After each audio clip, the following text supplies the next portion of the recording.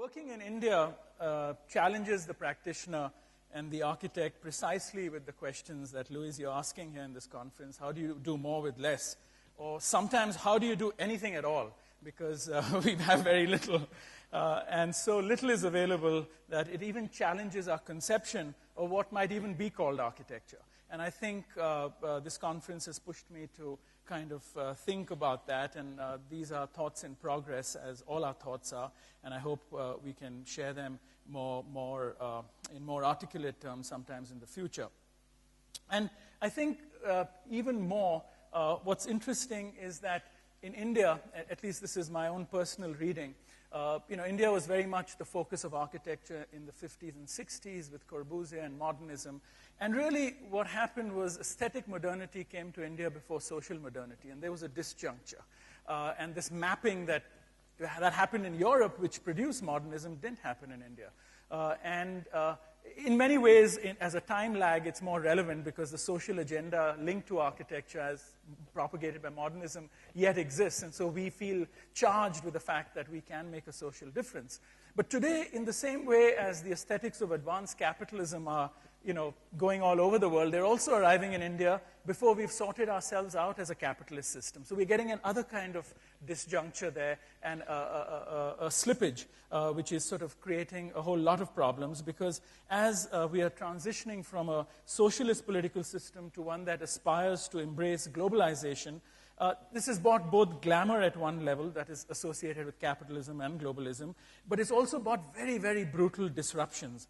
And I do believe that architecture can play a really significant role in the process of this transition, of localizing global flows and of constructing softer thresholds when globalization hits the ground. And I think, for me, this has been a key challenge and a key passion, so to speak, in my engagement over the last decade and a half practicing in India. So my practice is based in Mumbai. I've been practicing there since 1992 or 3. And I think the city has borne really in substantial ways on the way I've been thinking about architecture. And so I feel compelled to share briefly with you, some aspects that might have a direct bearing on the thrust of our discussion today, which is more with less. And I'm going to break this presentation into 2 broad parts. I'm going to share these observations about the city with you, and then I'm going to share with you some projects. In the first part, I've organized this in 3 categories. I'm going to first talk to you about density, then the notion of simultaneity, and then the idea of resistance to globalization. And this is a cricket pitch. Cricket is a very popular game in India. In India, we say that it's a absolutely Indian game invented by the British. We've sort of totally co-opted it, and it's really sacred. And these are one of the few public spaces that exist in Mumbai where cricket is played. And every evening, in some seasons, not every day of the year, it actually transforms into the venue for a wedding. And it's an interesting juxtapose because the only thing that's not touched is the cricket pitch, which is the sacred space. The club members have high tea here. The wedding goes on there. The wedding has a temporary kitchen there, which serves the member with food as well as the wedding with food. And in the morning, by midnight, it actually disappears. And if you go back there in the morning, it's back to neutral ground. And this is, it's very interesting how really the margins of the city are extended in this kind of temporary articulation of space. It's a house for a young family. It's a weekend house, which uses the local stone. And what you see there, which looks like a porch, is actually the living room. And we worked with a client, and we decided that they would make an offering to the locale. So that is an offering. It's a gesture to the villagers who surround the house. And so when the couple who lives here goes away on the weekend, this is very light furniture. They take it in, they close it, and that porch gets occupied by the villagers. So there's even been a wedding that's happened there. People sit and play cards there.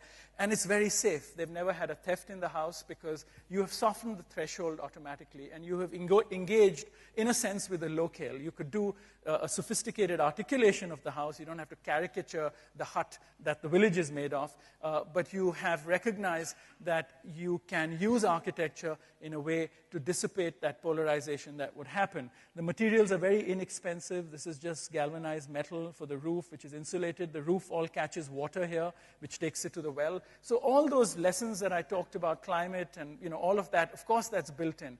But one is trying to add the social as a way of recognizing that as an engine for the sustainability of this in a harmonious way with what sits around it. And so that's the plan. That's the living room. That's the gesture to the outside. These are dark spaces, which are very cool in the Indian context. There's also a water tap there, which is an offering to the village, so people can use that water tap because the water is harvested into the well. And so these are the two gestures that are made in a very, very simple way. And the insides, there are many ways you can control the light. There are courtyards, but it's also the sense of darkness in India because of the heat can actually be very, very comforting. And so the inside is like it's for a filmmaker. And so we created many, many apertures inside, which he could quite sensitively modulate depending on the mood he wanted to set and the climate that surrounded him at that particular time. And so that's the tap, and that's the living room. That's the porch. So this was a simple way, I believe, that you could take that colonial type, completely deconstruct it, which is about isolation, and actually soften this threshold which engages people who live around it. And in a second case in Ahmedabad was a project that we built in an orchard. And again, in the colonial paradigm, the house sits at the top of the orchard because it commands the orchard. That was the colonial sort of spatial organization. And what we did was we decided to place the house in the center of this 100-acre orchard. And so it was surrounded continuously by the workers who sort of worked there. And then we created a gesture, again, which was a pool, which could be used as a lap pool by the occupants, but it's fresh water. There's no chlorination. It's connected to the well. It can be drained out back to the well or filled again. But when the people who live here, which is just these two pavilions, go away, the workers in the orchard actually appropriate the courtyard. So the courtyard becomes their space. And they've washed the fruit there. They hang out in the courtyard. And so there's a kind of multiple association with the courtyard, and for both the owners as well as the people who work around it.